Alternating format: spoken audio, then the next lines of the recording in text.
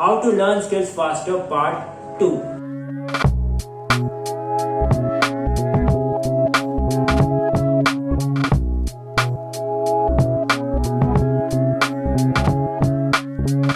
Have you ever wondered why some people learn skills super fast? What's the secret sauce? What's the secret behind they acquiring so many skills in so less time? So in this video I am going to discuss some strategies for learning skills which are physical in nature. The technical skills like editing and mathematics, that will come in third part, so make sure to subscribe this channel so that you will get more of this content. Step 1, understand the skill. So the number one step to learn skill faster is to understand the nature of your skill. In general, all the skills in the world are made up of two components. Now these components are just named by me. You won't get this into any self-help book or any research paper. These are just my observations, okay? So view this video with that perspective. So according to me, generally the skills are broken down into two components. Firstly, it's physicality. Secondly, it's technicality. Now I'll just explain you the individual definitions of these words, these terms, so that it would be easy for you to understand.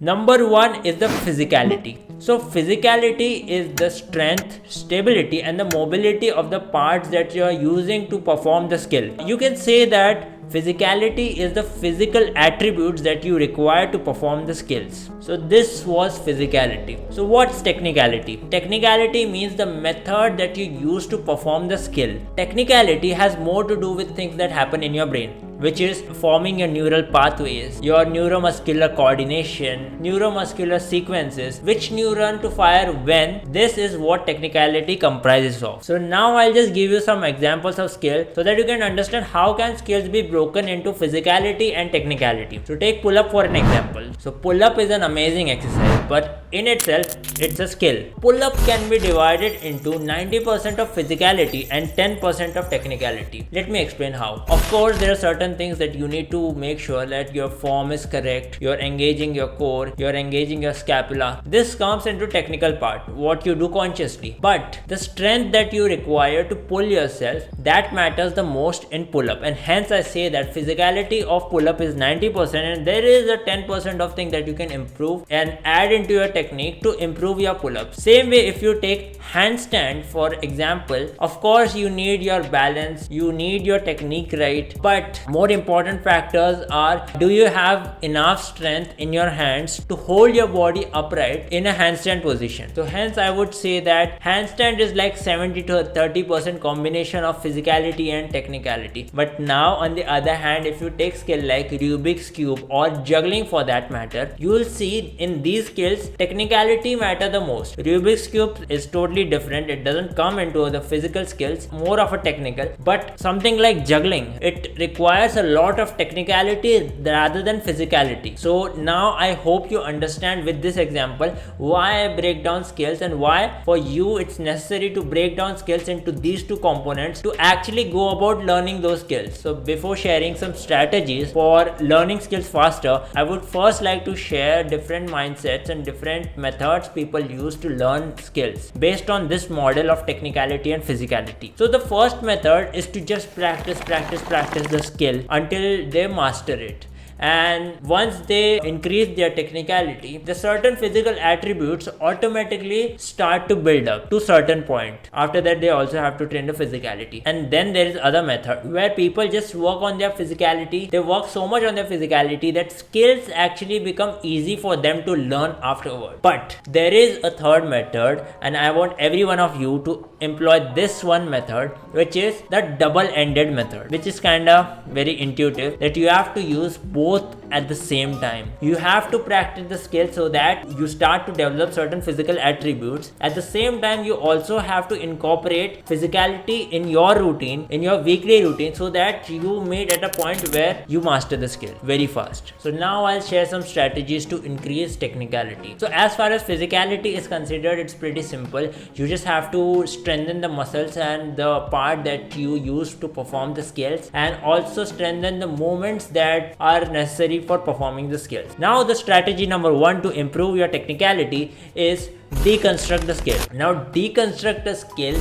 is the most basic technique that is seen in n number of videos that talk about how to learn skills faster. Josh Kaufman has talked about this. Tim Ferriss has talked about this. People like Anders Ericsson has talked about this. Many people who talk about skill learning talk about this strategy of deconstructing skill. Now, what is this strategy? You have to understand that every skill is just combination of movements. So you have to break that skill down into small chunks, master those small chunks, and in the end you have to combine. No matter how basic this sounds, this works, guys. This really works. Wait till the end because the techniques that are about to come are very advanced. By the end of the video, I'm going to tell you how to synchronize all the techniques together so that you have a proper system to learn skills faster, especially the skills which are physical in nature. Crawl, walk, run principle. This technique means curbing your ego. So you'll ask, how is this curbing your ego? That's because we as humans are such egoistic that we want everything fast. Give me money fast. Give me girls fast. Give me success fast. Fast.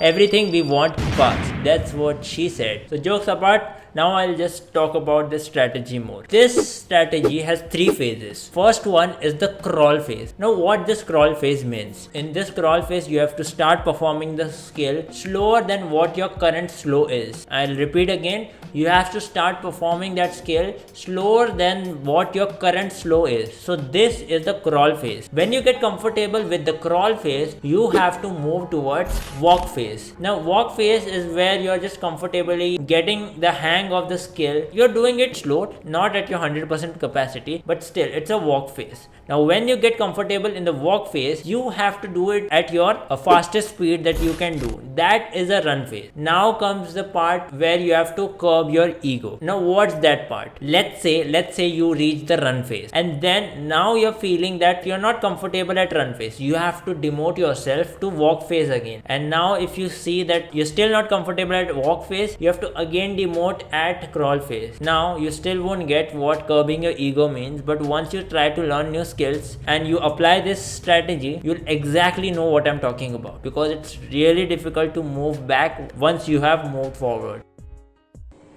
So now I'm going to tell you how to synchronize all the techniques together. Dude, seriously, you're still shooting the video. What the fuck are you doing? People are getting bored. Get the fuck out of here, man. Hey, yo, listen, audience. Here's the playlist where all the videos which will come in future are there. Till then, you can watch the previous videos, and there is a playlist which consists all the videos of discipline, focus, consistency. You can choose whatever you want and keep watching this guy. Bye.